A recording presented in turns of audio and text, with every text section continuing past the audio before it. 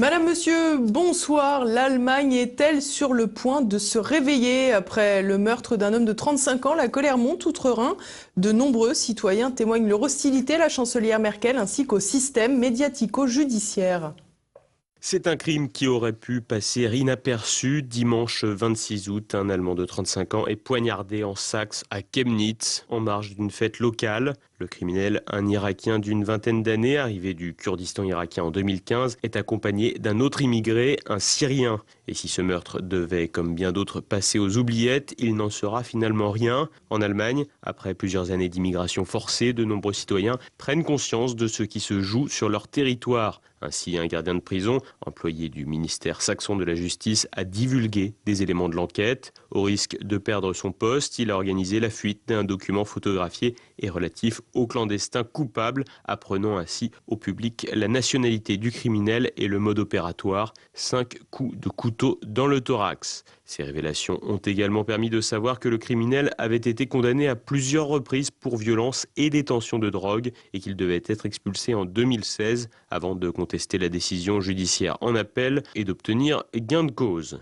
Le gardien de prison a publiquement fait savoir que la fuite venait de lui. Il a expliqué sa démarche via un communiqué de presse dans lequel il affirme vouloir que ses concitoyens sachent et d'accuser les médias de manipulation ainsi que les autorités publiques de mentir à la population. Dans la ville de Chemnitz, de la taille de Bordeaux ou Lille, se situant en ex-RDA et où les sociodémocrates, alliés de la chancelière Merkel au gouvernement, dirigent la ville, il n'en fallait pas plus pour remonter à bloc une population déjà saignée par la crise économique dans une région économiquement plus faible que les Landes de l'Ouest ou du Sud. Depuis le crime et les révélations, des milliers de personnes descendent quotidiennement dans les rues derrière le slogan « Merkel doit partir ». En France, de nombreux médias parlent volontiers de manifestations dites d'extrême droite ou de néo-nazis. Or, derrière cette colère populaire se cachent des situations vécues comme de véritables injustices.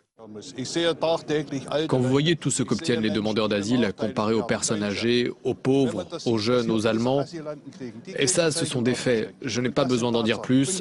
Pas étonnant que la colère éclate.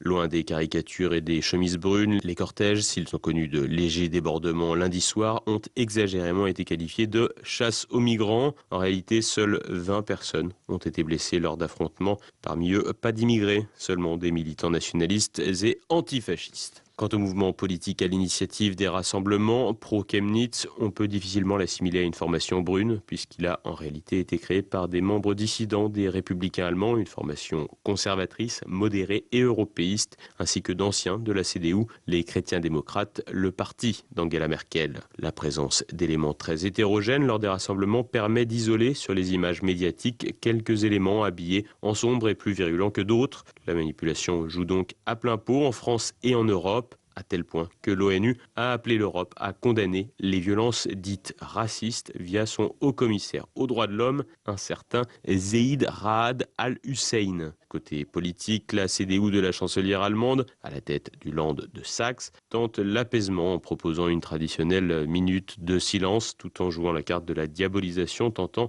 de discréditer ses adversaires politiques, en première ligne desquels l'AfD qui pèse tout de même 27% des électeurs en Saxe si l'on se réfère aux dernières élections fédérales de 2017. Le crime du migrant irakien à Chemnitz permettra peut-être une plus large prise de conscience allemande à propos de la crise migratoire, mais aussi concernant le parti pris des partis politiques modérés et des médias. 2 ans après les viols de Cologne, cachés par de nombreux responsables politiques et autres médias, l'histoire était proche de se répéter si l'information n'avait pas fuité. La colère outre-Rhin sera à observer de près, car si l'Allemagne venait à changer sa politique d'immigration, la dynamique européenne en la matière pourrait s'inverser. La France, elle, resterait une nouvelle fois sur le bas-côté de l'histoire.